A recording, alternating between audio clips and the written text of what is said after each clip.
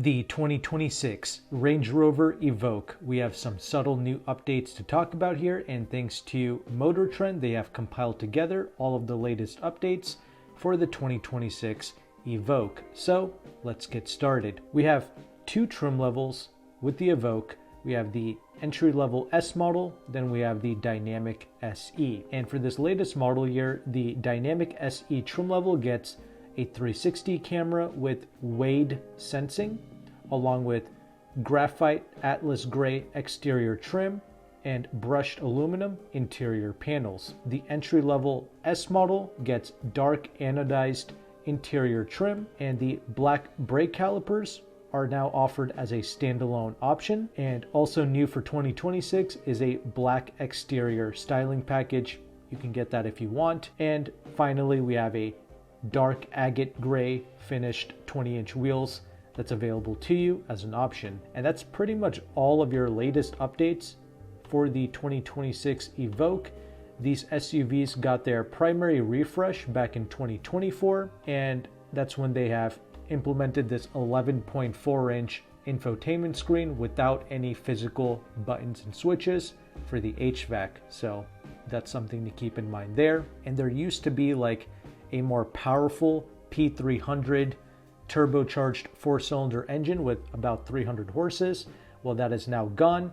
We only have one drivetrain to choose from, and that is the P250 turbo 4-cylinder engine. And this P250 powertrain, it produces 249 horsepower, and it will do 0 to 60 in 7 seconds flat. And we also have the official pricing here on the Range Rover website, because you are able to build the 2026 Evoque right now on the Range Rover website. The entry-level S model starts at $49,900. That is the exact same as the 2025 model. And the Dynamic SE, the price has gone up by $200 compared to the 2025s. Now starts at $55,100. You are able to add various packages to the entry-level Evoque to make it close to the Dynamic SE, but keep in mind, you have to get the Dynamic SE trim level if you want the best possible audio system. Only on the Dynamic SE can you add the Meridian surround sound system for an additional $450. You are not able to do that with the entry-level S. You get a more basic Meridian sound system with that. Here, we are able to upgrade to the surround sound version for $450. So if that's important to you, you must get the Dynamic SE. And when I built one, it came out to be about $62,000, a little bit under that. I just added a few packages like the cold climate, the comfort pack, and I just included the dynamic handling package as well, because I figured why not? It's $1,050. But honestly, that Meridian surround sound system, that should come bundled together with one of the packages, honestly, because it's rather foolish that they leave out such a important feature. Because you go to a dealership and you try to buy a vehicle that's been sitting on the lot. You know, some of these dealerships, they might spec out like a near fully loaded Evoque and then forget to leave out the Meridian surround sound system.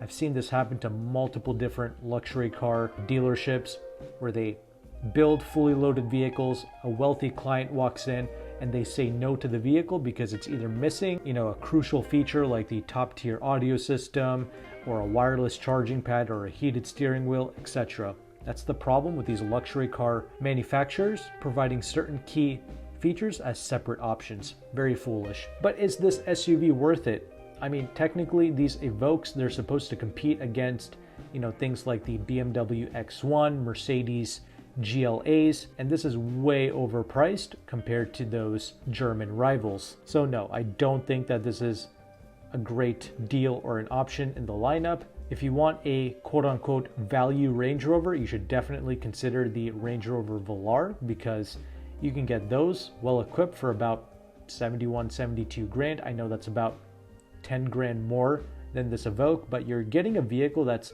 pretty good in size. The Velar kind of sits between something like a BMW X3 and a BMW X5. Total length is about 3 inches more physically than the BMW X3, but it's practical, spacious. It's just a good package from the Range Rover lineup. And surprisingly, it leases out rather well. In fact, the lease payment is almost the same as the Evoque. And since you made it to the end of this video, I will be sharing with you a free resource that you can use to run some lease numbers. It's a free leasing calculator provided to you by AutoCompanion. This is a very powerful tool because it shows you the interest rate of a lease, the residual values, and the incentives that you can get in your local zip code. And incentives stack on top of whatever dealer discount you're able to negotiate.